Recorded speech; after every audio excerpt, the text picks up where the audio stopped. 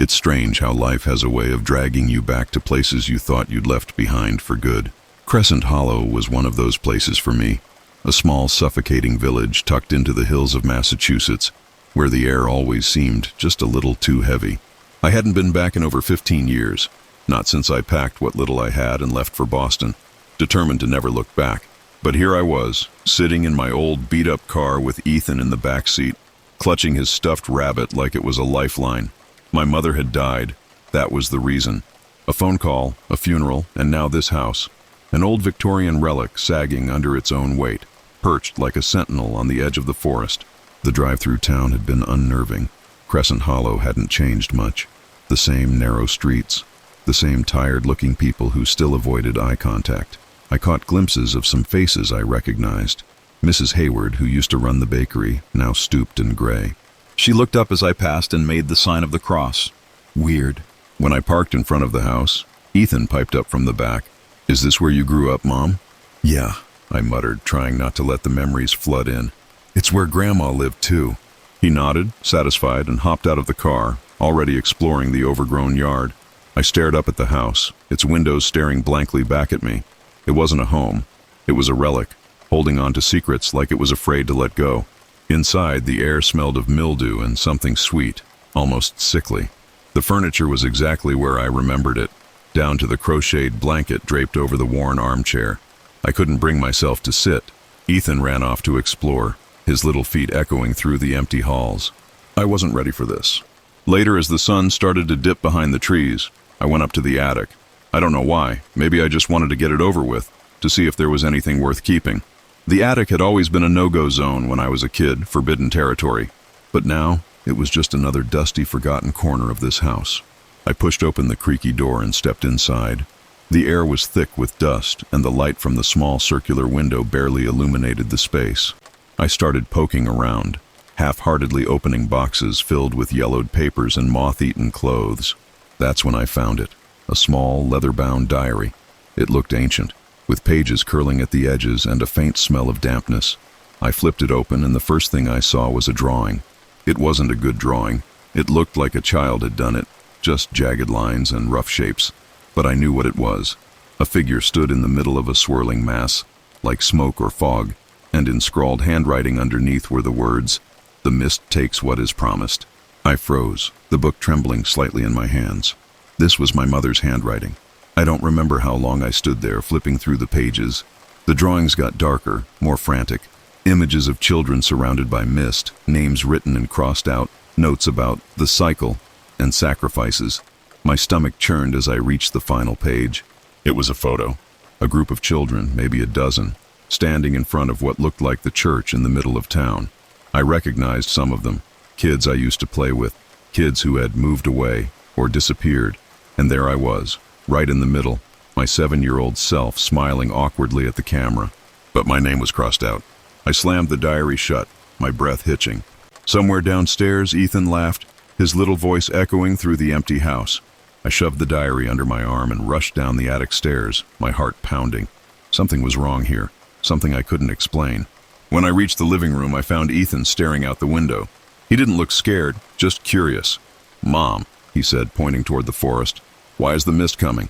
I turned and my blood ran cold.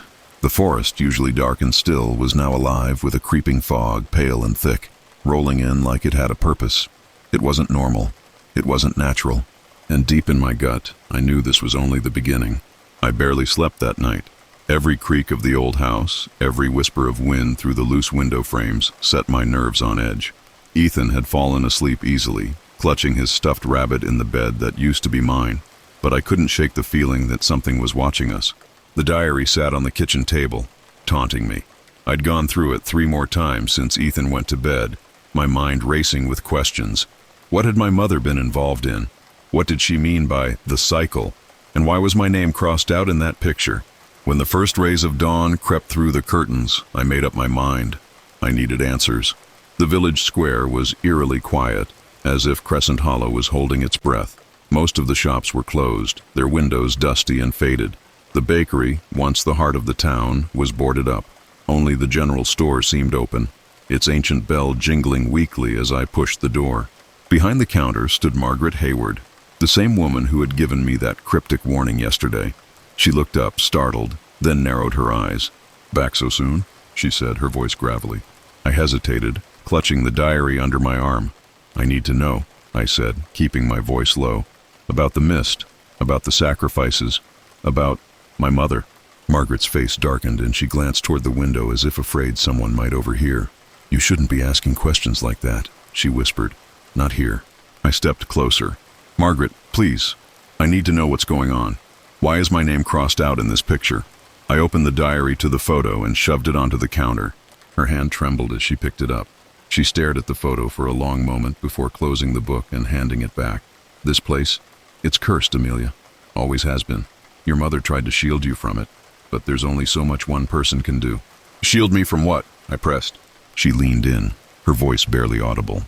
"The mist. It comes every 10 years, and it takes what the village owes. That's the price we pay." "The price for what?" "For everything," she said, her voice sharp.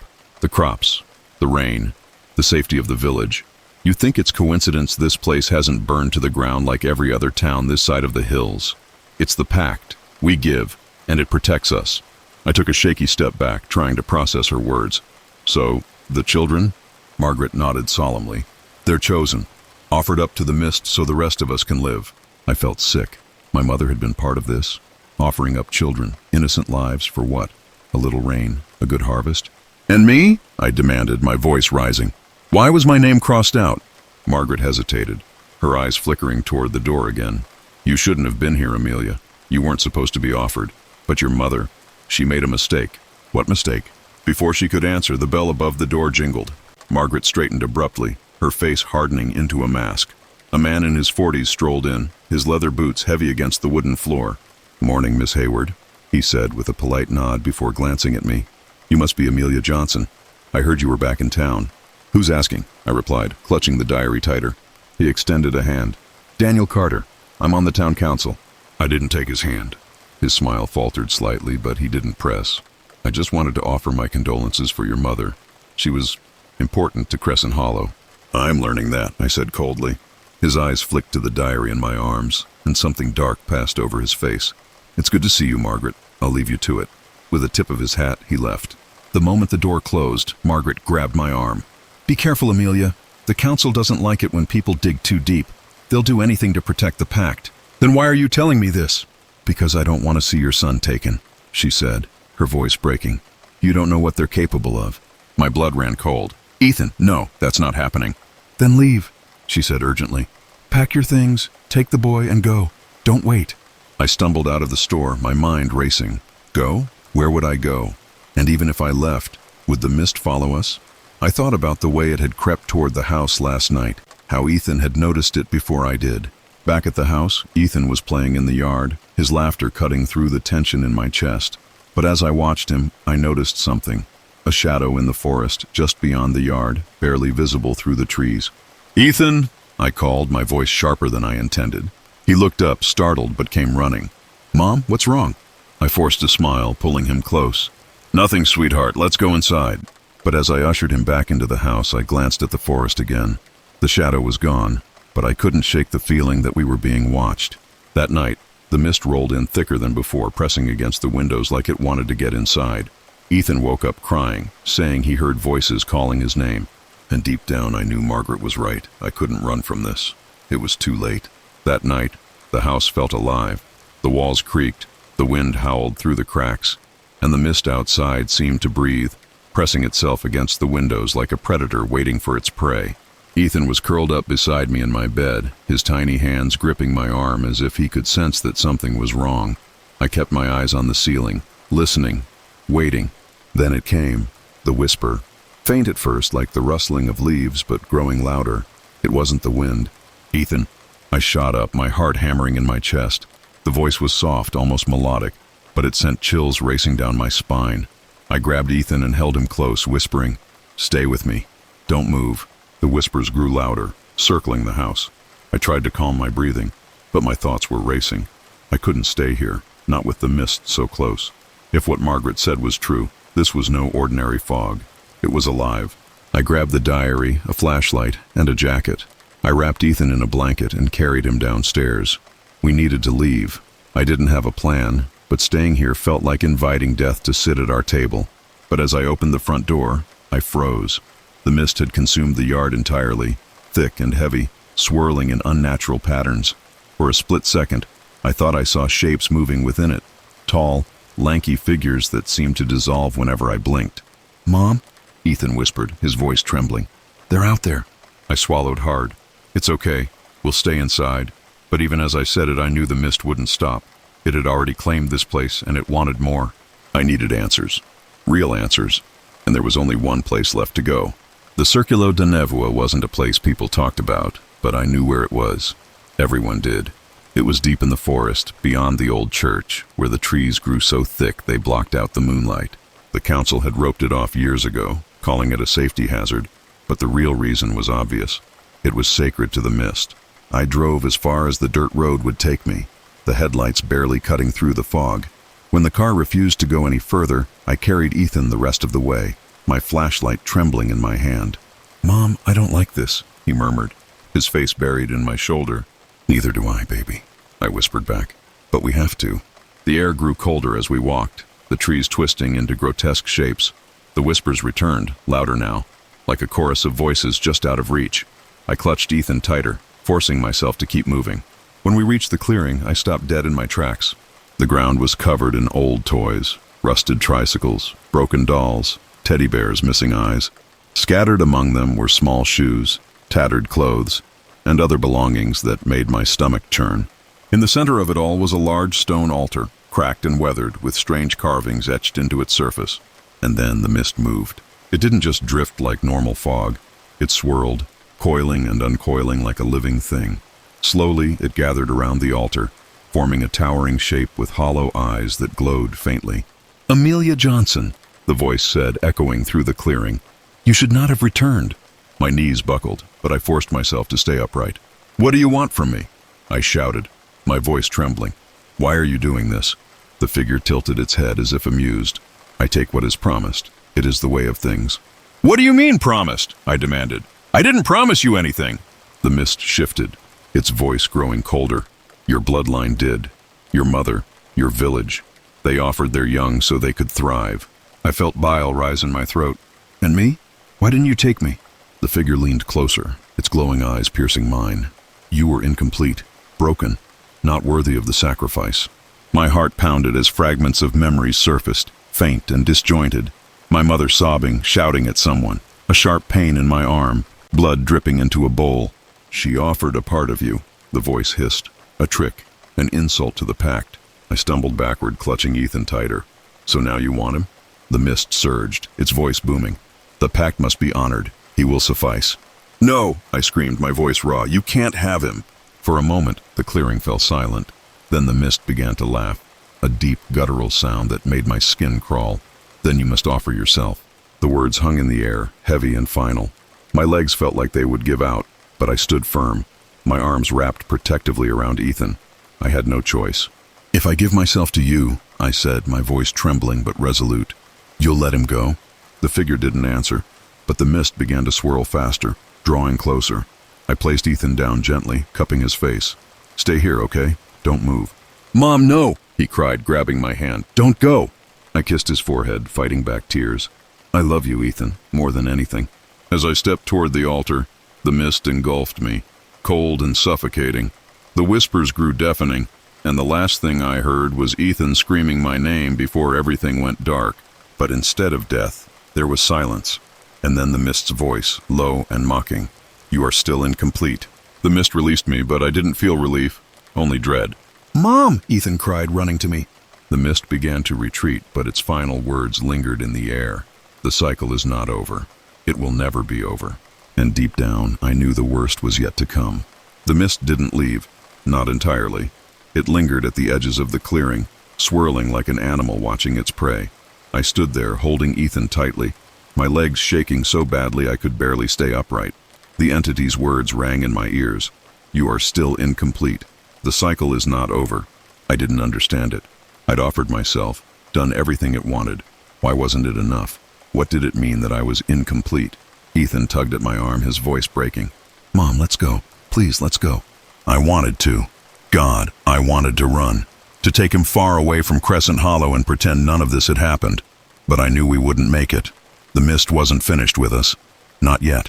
Taking a deep breath, I turned back to the altar, scanning its surface for something, anything, that could give me a clue. The carvings, crude and jagged, seemed to twist and shift in the dim light. Among them, I recognized a symbol I'd seen in the diary. A jagged circle surrounded by smaller figures, all bowing toward its center. Beneath it was a word, half erased by time. Blood. The realization hit me like a punch to the gut. The pact wasn't just about a life. It was about blood. My blood. My mother had offered a part of me, but not enough to seal the deal. That's why the mist had rejected me before. I wasn't whole in its eyes. But Ethan was whole. No, I whispered, shaking my head. No, you're not taking him. You're not taking anyone. The mist stirred at the edges of the clearing, its whispers growing louder. It could hear me. It knew what I was thinking. I grabbed the diary from my bag, flipping frantically through the pages. There had to be something in here, something I'd missed. My mother had tried to trick the pact before. Maybe there was a way to undo it entirely. My eyes landed on a passage scrawled in the margins, barely legible. Only the origin blood can sever the bind. Origin blood. My stomach dropped as I understood. The pact wasn't just tied to me, it was tied to my family, to my mother. She'd started this, and now it was on me to end it. The mist began to encroach again, curling closer to where Ethan and I stood. Its shape shifted, taking on the glowing-eyed figure from before. You cannot stop what has been promised, it hissed. The boy is ours. I turned to Ethan, my heart breaking. Stay here, I said, my voice firm. No matter what happens, do not come near me. Mom, no, don't. Ethan, I said sharply, gripping his shoulders. I need you to trust me. Can you do that? Tears streamed down his face, but he nodded. I kissed his forehead and stepped toward the altar, ignoring the way the mist seemed to pull at me, dragging me back. At the altar, I reached into my bag and pulled out the small pocket knife I always carried. My hand shook as I unfolded it, the blade catching the faint light. The mist swirled around me, hissing and snapping like it could sense what I was about to do. You want my blood? I shouted. Moink, take it. Without hesitating, I drew the blade across my palm, wincing as the skin split and blood welled up. I pressed my hand against the cold stone of the altar, letting the blood seep into its cracks. The carvings seemed to glow faintly, pulsing with an otherworldly light. The mist recoiled slightly, as if uncertain, but its whispers grew louder. This is not enough, it snarled. You are incomplete. I know, I said, my voice shaking, but she wasn't. Before I could lose my nerve, I reached into my pocket and pulled out the locket I'd found in one of my mother's old boxes, a small, tarnished thing I hadn't thought much of until now. Inside was a strand of her hair, pressed between two pieces of glass. It was all I had left of her. I placed the locket on the altar and pressed my bloody hand over it. She's the origin, I said, my voice rising. She's the one who started this. Take what's left of her. The mist paused, as if considering. The whispers stilled, replaced by a deep, resonant hum that seemed to vibrate through my chest. The glowing eyes narrowed, and the mist surged forward, enveloping the altar. For a moment, I thought it was going to take me too, but it stopped just short, swirling around the locket like it was drinking in its essence. The hum grew louder, almost deafening, and then silence. The mist began to recede, pulling back into the forest like a tide going out. The shapes within it dissolved, and the air grew lighter. For the first time in what felt like hours, I could breathe. I turned to Ethan, who was still standing where I'd left him, his face pale and tear-streaked. Mom, he whispered. It's over, I said, stumbling toward him. I dropped to my knees and pulled him into my arms, holding him tightly. It's over. But even as I said it, I felt a hollow pit in my stomach. The mist was gone, for now. But the words from the diary echoed in my mind. The cycle is not over. It will never be over. I looked toward the forest, now eerily still, and knew the truth. The pact had been broken, but the cost was high. Crescent Hollow would never be free, and neither would I. As Ethan and I walked back toward the car, I glanced over my shoulder one last time. The altar stood silent, the locket gone. The mist might return someday, but I'd be ready. Whatever it took, I'd protect my son, even if it meant facing the mist again.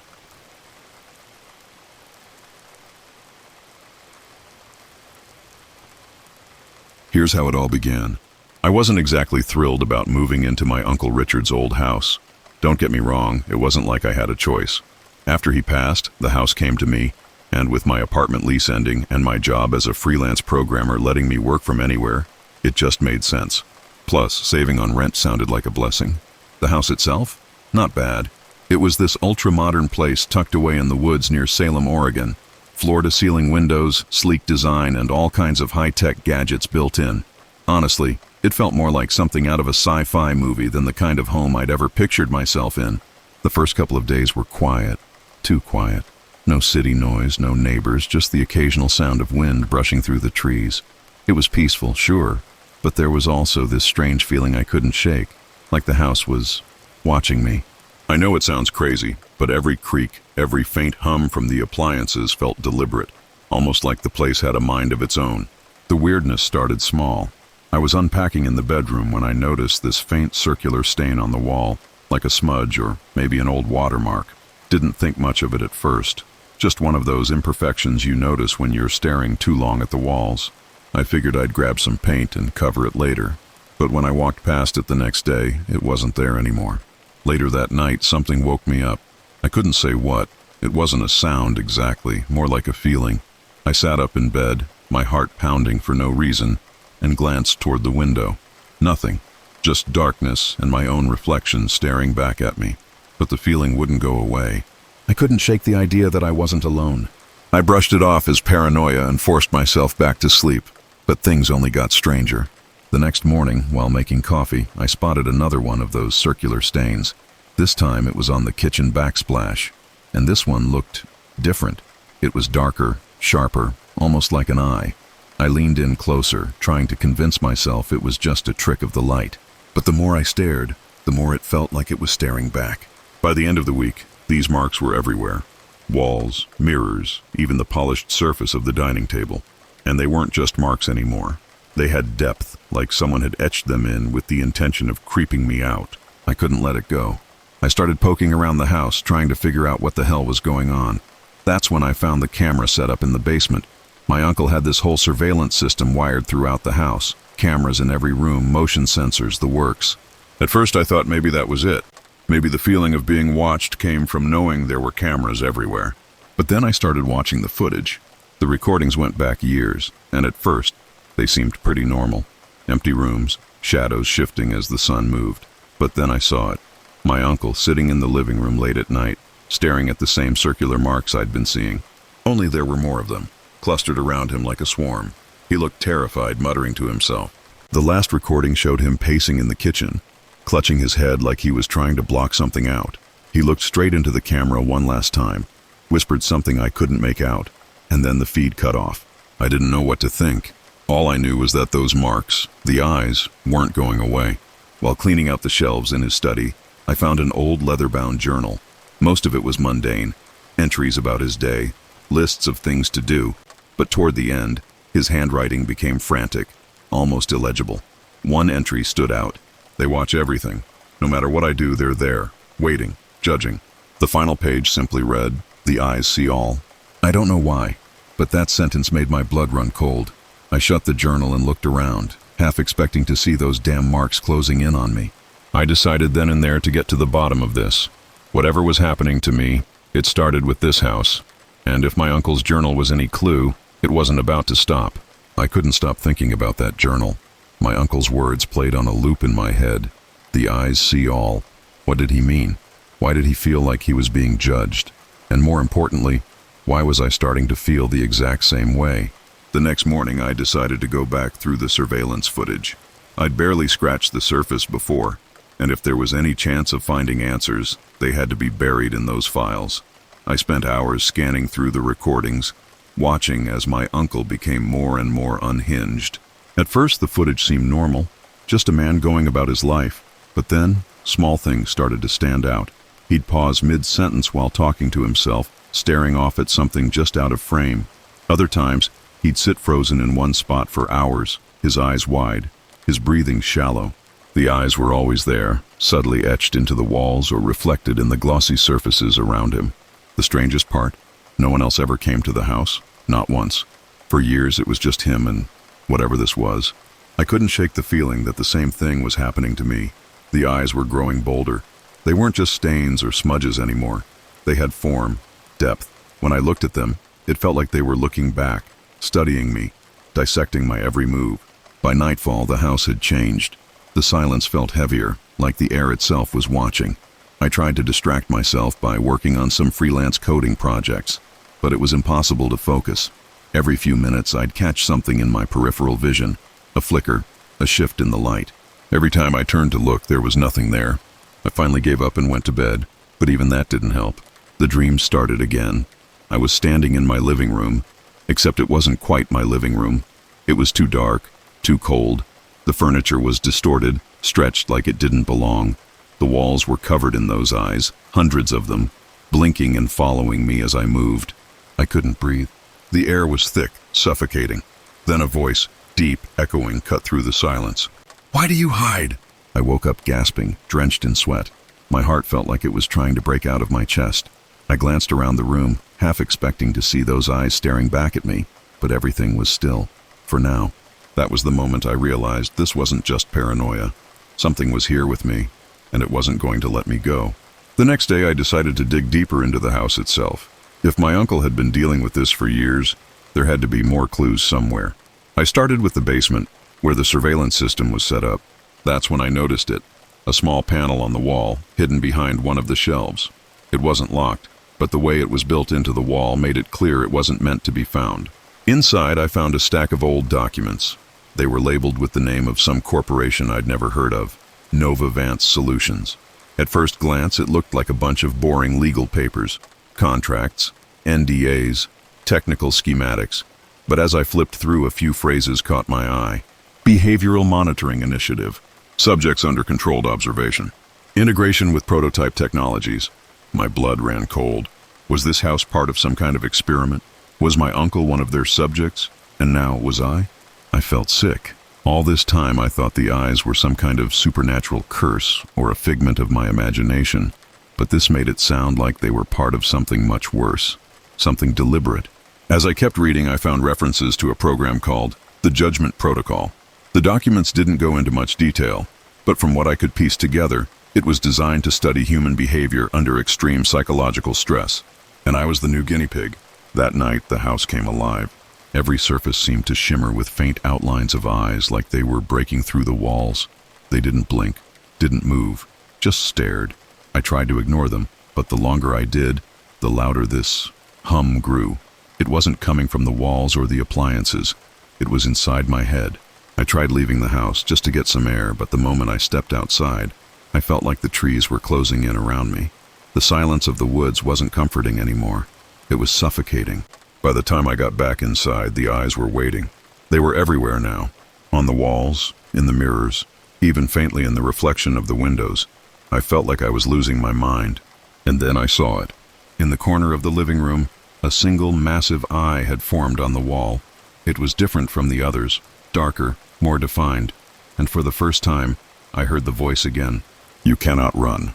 My knees gave out. Whatever this was, it wasn't going to stop until it had me. That's when I realized there was no escaping this. Whatever was happening wasn't just tied to the house, it was tied to me. I didn't sleep that night. How could I? The house was alive, and it was watching me. Every creak of the floorboards, every hum of the electronics, it all felt intentional, like the house was breathing, waiting. By morning, I was done being scared. I needed answers, and if the house wanted a fight, it was going to get one. I went straight back to the hidden panel in the basement and tore through the rest of the files. My hands were shaking, but I forced myself to focus. If there was something in there that could explain what the hell was happening to me, I had to find it. That's when I stumbled across a blueprint for the house itself. It wasn't just a home. It was a damn lab. The walls, the windows, even the mirrors were embedded with experimental tech. Cameras, sensors, and something else. Something I couldn't quite wrap my head around. Neuroreactive feedback systems. Cognitive mapping nodes. Behavioral data extraction. I slammed the file shut. My uncle hadn't just lived here. He'd been part of some sick experiment, and now I was the new test subject. The house wasn't haunted. It was watching, recording, and, if I had to guess, judging.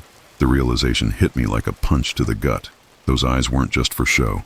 They were designed to track every decision I made, every action I took. And the worst part, they weren't going to stop. I wasn't going to be their lab rat. Grabbing a hammer from the garage, I stormed back into the house, ready to rip it apart piece by piece if I had to. The first target was the massive eye in the living room. I swung at it with everything I had, the hammer smashing into the drywall. But as soon as the hammer connected, the eye blinked. The wall pulsed, rippling like water, and the hammer flew out of my hands. I stumbled back, heart racing as the eye opened wider. It felt like it was laughing at me, taunting me for thinking I could fight back.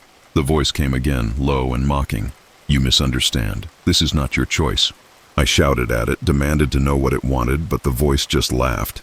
The hum in my head grew louder, sharper, like needles stabbing into my skull. I wasn't going to give up. I ran to the kitchen and grabbed a crowbar, smashing it into one of the smaller eyes etched into the countertop.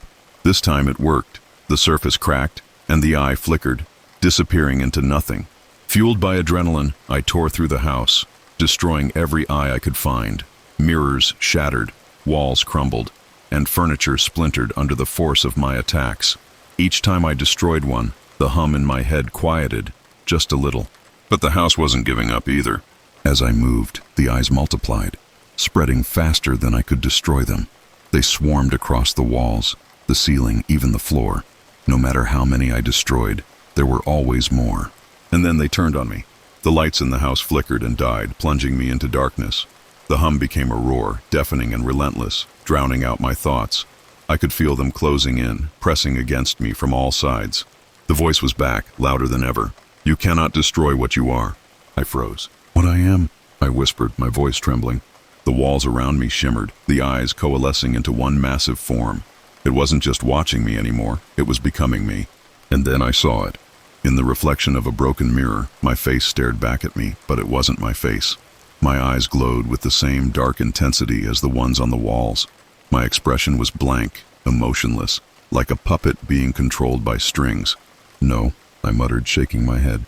"This isn't real. It's not real." The voice laughed, echoing inside my skull. "You are part of the system now, you always were." I fell to my knees, clutching my head as the truth sank in. The house wasn't just watching me, it was changing me. Desperate, I made one last move.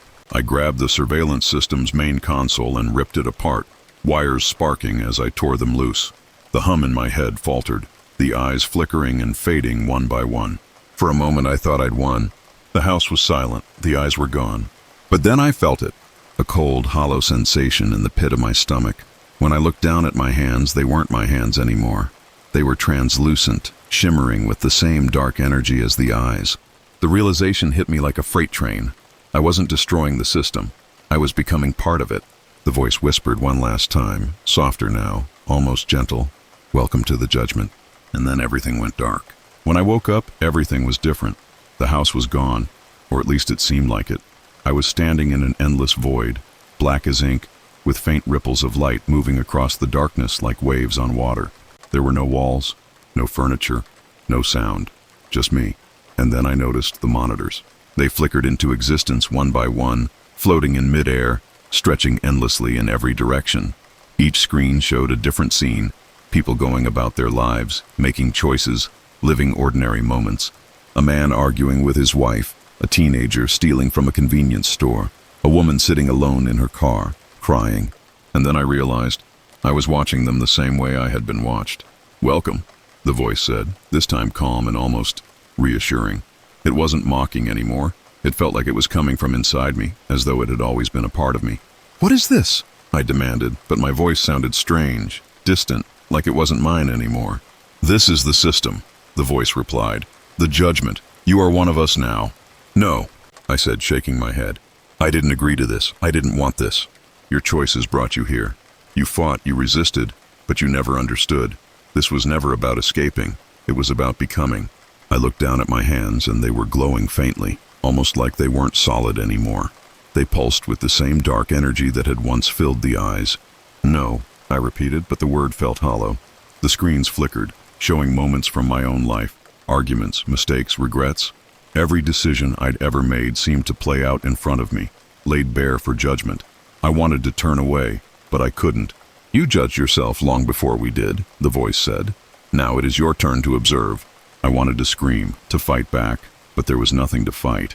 The weight of everything hit me all at once. The eyes weren't just watching me. They were teaching me what it meant to watch others, to see every flaw, every moment of weakness, every decision weighed and measured. I stumbled forward, reaching out to one of the monitors, and as my fingers brushed the screen, it changed. The scene zoomed in on a young boy sitting alone in a park, clutching a broken toy. He looked lost, scared.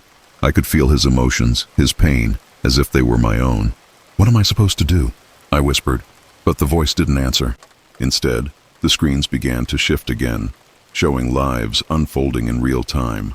A woman choosing whether to lie or tell the truth. A man debating whether to help a stranger or walk away. A teenager standing at the edge of a decision that would change his life forever. I could feel the weight of their choices, the ripple effects they would have. It was overwhelming, crushing. And then I understood. The judgment wasn't about punishment or control. It was about understanding, about watching humanity as it truly was. Flawed, beautiful, chaotic. About seeing the moments that defined people, the tiny decisions that added up to a life. The voice returned, softer now. "You are part of the cycle. You watch, you understand, and one day, you will be watched again. That is the way it has always been."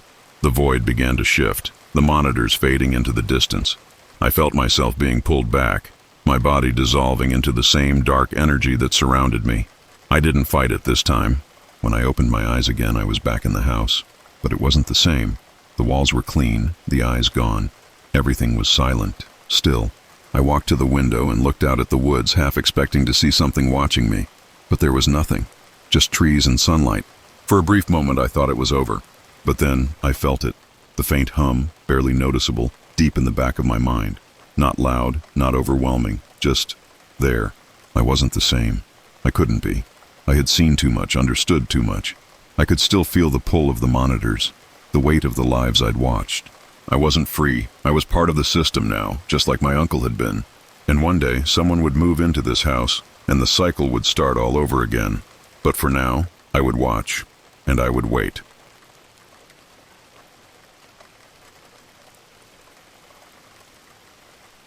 When the letter arrived, I didn't think much of it at first. Some fancy stationery from a law firm in Maine, addressed to David Wright and family. I figured it was some mistake or spam, but when I opened it and read the first line, I couldn't believe my eyes. "Dear Mr. Wright, we regret to inform you of the passing of Elias Wright, your great-uncle, and the subsequent inheritance of his estate." Inheritance? Estate? It sounded like the start of some scam. I didn't even know we had a great-uncle Elias.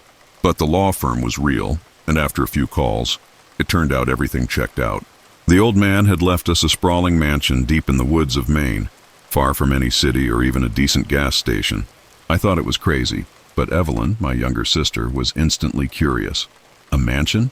Can you imagine? I bet it's full of history," she said, her voice full of excitement. Evelyn's the artsy one in the family, always dreaming about adventure and inspiration. Thomas, the youngest, was just as eager, but for different reasons.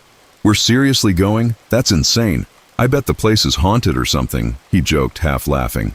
I wanted to sell it off immediately, but the lawyer insisted we needed to visit the property in person to handle the paperwork.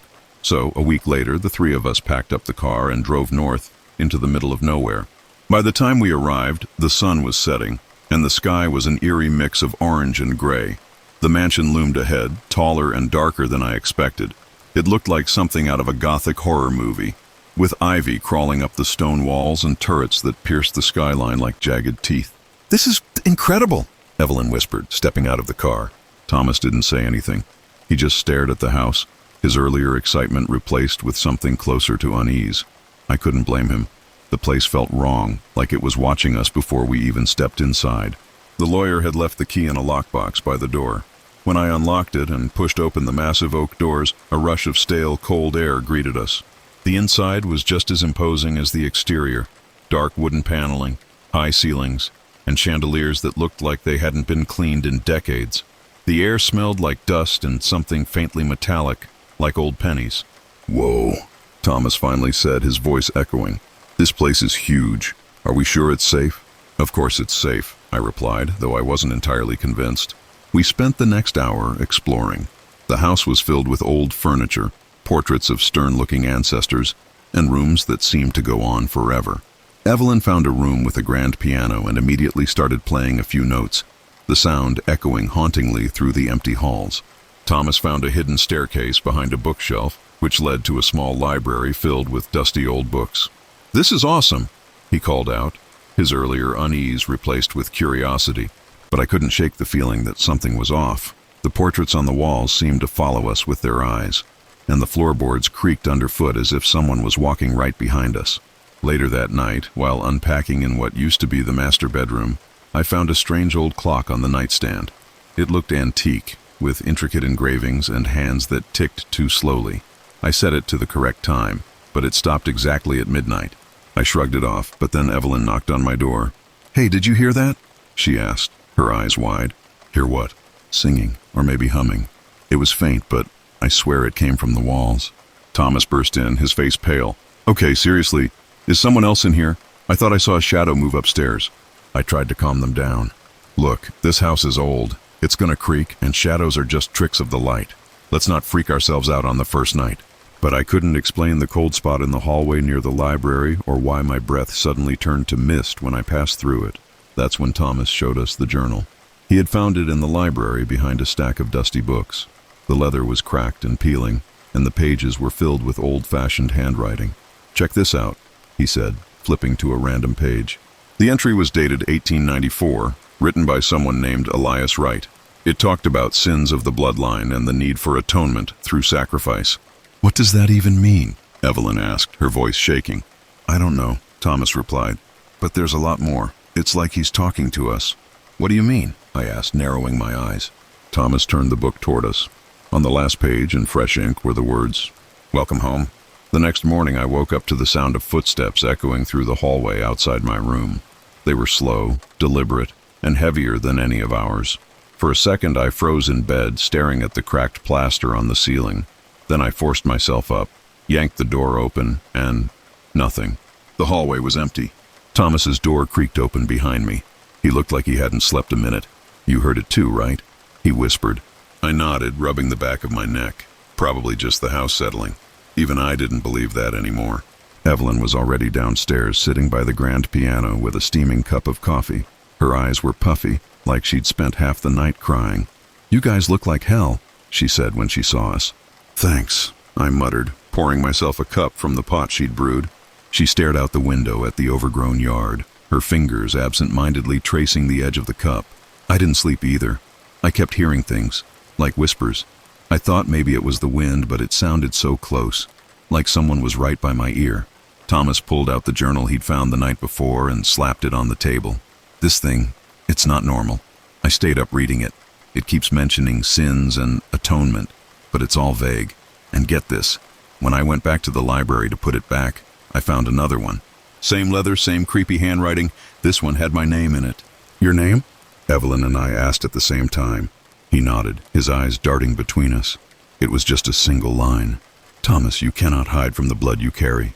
"That's insane," I said, but my voice faltered. "I know what I saw, David." He shoved the journal toward me. "Read it yourself." I didn't want to, but I flipped through a few pages. Most of it was the same cryptic nonsense about sacrifice and redemption, but what struck me was how fresh the ink looked, like someone had written it yesterday. Evelyn shook her head. "This place is just messing with us. It's an old house full of creepy old stuff. We're probably psyching ourselves out." But then her face went pale. She stood abruptly and turned toward the piano. "I didn't play that note," she whispered. Before I could respond, a low haunting chord echoed from the keys. None of us were near the piano. "Okay," I said, standing up quickly. "That's enough. Let's get some air. We're not going to let this house make us lose our minds." We spent the rest of the morning outside, walking around the grounds. The air was damp, and the fog never seemed to lift entirely. The mansion loomed behind us, its windows dark and hollow like empty eyes. Evelyn wandered off toward a small overgrown garden. She called us over a few minutes later, her voice shaky.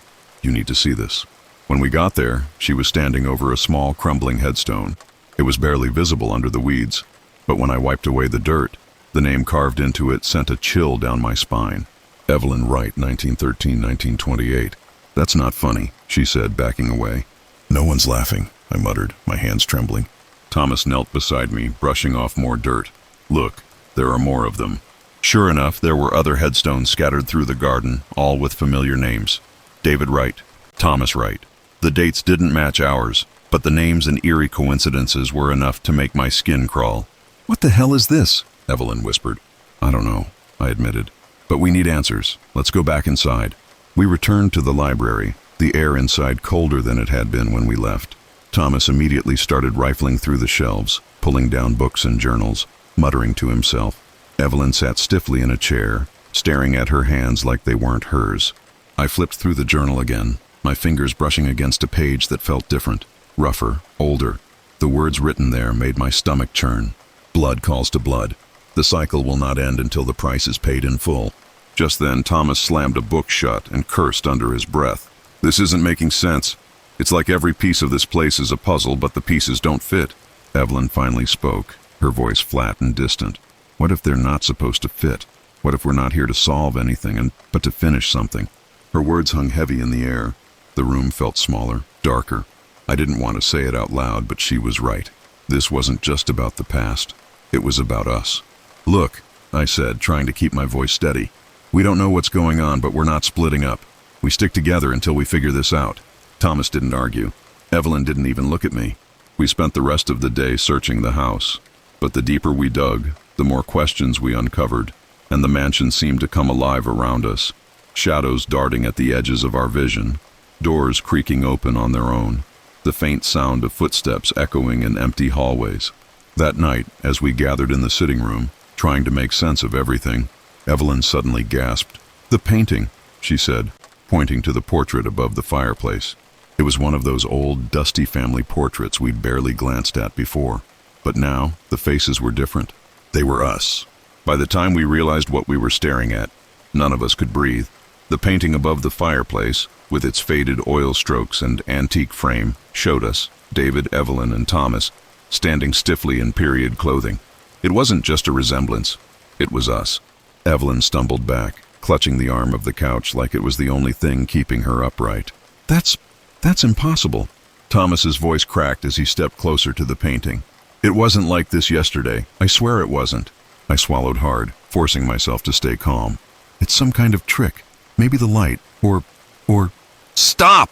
Evelyn snapped, her voice sharp and raw. "Stop pretending this is normal. It's not. None of this is normal, David." She was right, of course. Nothing about this place was normal. The whispers, the cold spots, the journals, the graves, every piece of it pointed to something sinister. But now, staring at our own faces in that cursed painting, there was no more room for doubt. The house wasn't just haunted, it was alive, and it wanted something from us. Before I could say anything, a loud crash echoed through the mansion, rattling the walls. Thomas jumped, his eyes wide. "What the hell was that?" "It came from the library," I said, already moving toward the sound. Evelyn grabbed my arm. "Wait, don't just run in there." "What do you want me to do? Sit here and wait for whatever's coming?" I shook her off and pushed forward, my heart pounding so hard it felt like it might break my ribs. The library was darker than it had been before, the single overhead light flickering like a dying candle. Books were scattered across the floor, and the air smelled like smoke. At the center of the room stood the journal. It was open, its pages flipping wildly as if caught in a storm. But there was no wind, only a growing guttural hum that seemed to vibrate through the walls. Thomas crept in behind me, his voice barely above a whisper. "Do you hear that?" I nodded, stepping closer to the journal. The hum grew louder, almost deafening. When I reached out to close the book, the words on the page twisted, rearranging themselves right in front of my eyes. "Only blood can cleanse the sins. The price must be paid." I staggered back, my chest tight. It's trying to tell us something." Evelyn appeared in the doorway, her face pale. "Tell us what?" Before I could answer, the temperature in the room plummeted. My breath clouded in front of me, and the hum turned into a low, menacing growl. The shadows in the corners of the room stretched and twisted, forming jagged shapes that crawled toward us like living things. "Get out!" I yelled, grabbing Thomas's arm. But as we turned, the door slammed shut, locking us inside. Evelyn screamed as one of the shadows lunged toward her, its inky tendrils wrapping around her arm. I threw myself at it, my hands passing through the dark mass like smoke. It didn't stop. Evelyn fell to the floor, her face contorted in pain. "Let her go!" Thomas shouted, grabbing a heavy book and hurling it at the shadow. It passed straight through, but the shadow recoiled, releasing Evelyn and retreating back into the corners. She gasped for air, clutching her arm where the tendrils had touched her. Her skin was pale and icy, as if the life had been drained from her. "This isn't real," Thomas muttered, his voice shaking. "This can't be real." "It's real enough," I snapped, helping Evelyn to her feet. "We need to get out of this room now." The growling stopped abruptly, replaced by a deafening silence. Then, one by one, the books on the shelves began to fall, the sound echoing like gunshots. And then I saw it. In the center of the room, where the journal had been, a figure began to form. It was humanoid, but wrong. Its limbs too long, its face obscured by shadow. It radiated an aura of malice, so strong I could feel it pressing against my chest. "You cannot escape," it said, its voice low and guttural, like the sound of rocks grinding together. "The blood calls. The cycle must end." "What do you want from us?" I shouted, my voice cracking. It didn't answer. Instead, it lunged forward, its movements impossibly fast. I grabbed Evelyn and Thomas and shoved them toward the door. "Go!" Thomas fumbled with the handle, his hands shaking, but the door wouldn't budge. Evelyn, still dazed, clung to me as the figure loomed closer, its shadowy form stretching and twisting around us. Desperation took over. I grabbed the journal and hurled it at the figure. For a split second, it recoiled, the shadows retreating slightly. "The journal!" I yelled. "It's connected to the journal." Thomas grabbed a nearby candlestick and swung it at the figure, buying us enough time to force the door open. We stumbled out into the hallway, slamming the door behind us. The growling stopped, but the house seemed to shudder around us, as if it were alive and angry. Evelyn leaned against the wall, tears streaming down her face. "What the hell was that?" "I don't know," I said, my voice trembling. "But it's not just some ghost. It wants us dead." Thomas held up the journal, his face pale. "It's more than that. It's not just about us. It's about the family, the sins. We're part of this, whether we like it or not." I glanced back at the library door, now eerily quiet. For the first time, I realized there might be no way out of this. We didn't speak for a long time after leaving the library. The three of us sat huddled in the grand sitting room, the dim firelight flickering across our faces. Evelyn stared at her arm where the shadow had touched her, her fingers trembling as they brushed over the discolored, ice-cold skin. Thomas clutched the journal like it was a lifeline, but his face was pale, his eyes darting to every shadow that moved. I wanted to say something to comfort them, to promise we'd figure this out, but I couldn't. The truth was, I didn't know if we'd make it out of this house alive. It was Evelyn who broke the silence. "We can't stay here." Her voice was raw but steady. "Whatever that thing is, it won't stop until it gets what it wants." "And what is that exactly?" Thomas snapped, his voice rising. "It keeps saying the cycle needs to end, but what the hell does that mean?" "What cycle?" I sighed, leaning forward with my head in my hands. "The sins of the family, that's what it keeps saying. Maybe it's punishment for what our ancestors did." "Punishment?" Evelyn scoffed, her tone sharp. "For what? We didn't do anything. Why do we have to pay for their crimes?" Thomas stood abruptly, pacing the room. "It's not about what we did. It's about blood. We're part of the right family, so it's using us to settle the score." I looked up at him, a cold realization dawning. "Then it's not going to stop until one of us dies." Evelyn's eyes widened. "Don't say that." "It's the truth," I said, my voice heavy. "The journals, the graves, the whispers, it all points to the same thing. The house wants blood. That's the price to end the cycle." Thomas stopped pacing and turned to face us, the journal still clutched tightly in his hands. "So what do we do? Just sacrifice someone?" "No," Evelyn shouted, standing. "There has to be another way. We can't. Her voice broke, and tears spilled down her cheeks. Thomas looked at me, his expression conflicted. "David, what if there isn't another way? What if one of us has to stay behind?" My stomach turned. I stood up, shaking my head. "We're not doing this. No one's dying. We'll find another way." The house seemed to laugh at my defiance. The walls groaned, the lights flickered, and a cold wind swept through the room, extinguishing the fire. Then we heard it, a low guttural growl coming from the hallway. "It's here," Evelyn whispered, clutching my arm. The shadowy figure emerged from the darkness, its form more solid and menacing than before. It didn't lunge or attack. It simply stood there, towering over us, radiating malice. "You cannot escape," it growled. "The blood must flow. Only then will the cycle end." I stepped forward, my hands shaking but clenched into fists. "Take me," I said, my voice firm. "David, no!" Evelyn cried, grabbing my arm. "Someone has to do it," I said, my voice cracking. "It's me or one of you, and I'm not letting that happen." But the figure shook its head, a low guttural laugh echoing through the room. "The choice is not yours. The house chooses." Before I could react, the ground beneath us trembled, and Evelyn was pulled back by an invisible force. She screamed, her nails digging into the floorboards as she was dragged toward the shadow. "Evelyn!" I shouted, diving forward to grab her hand. Thomas dropped the journal and grabbed her other arm, the two of us struggling against the force pulling her away. The shadow loomed over us, its form splitting and stretching until it surrounded us completely, and then it spoke again. "One must remain. The others will be free." Evelyn's eyes met mine, tears streaming down her face. "David, you have to let me go." "No!" I yelled, tightening my grip. "We can fight this." She shook her head, her expression softening. "It has to be me. It's the only way." "Evelyn, please." "Take care of him," she whispered, her gaze shifting to Thomas. "Both of you. Live." And then, with a final wrenching pull, she was gone. The shadow receded, its growl fading into silence. The air in the room grew still, and the oppressive weight that had hung over us lifted, but Evelyn was gone. Thomas collapsed to his knees, his face buried in his hands. I stood there, staring at the spot where she disappeared, numb and hollow. The house seemed to sigh, its walls groaning like it was satisfied. The front door creaked open, revealing the first glimpse of sunlight we'd seen since arriving. Thomas looked up, his face streaked with tears. "We're free," he whispered. But as I turned to leave, I felt it. A weight in my chest, a pull in my gut. The house wasn't letting me go. I turned back toward the sitting room, and there it was. A new journal sitting on the table where the old one had been. The cover was fresh, the leather unmarked. My name was etched into it.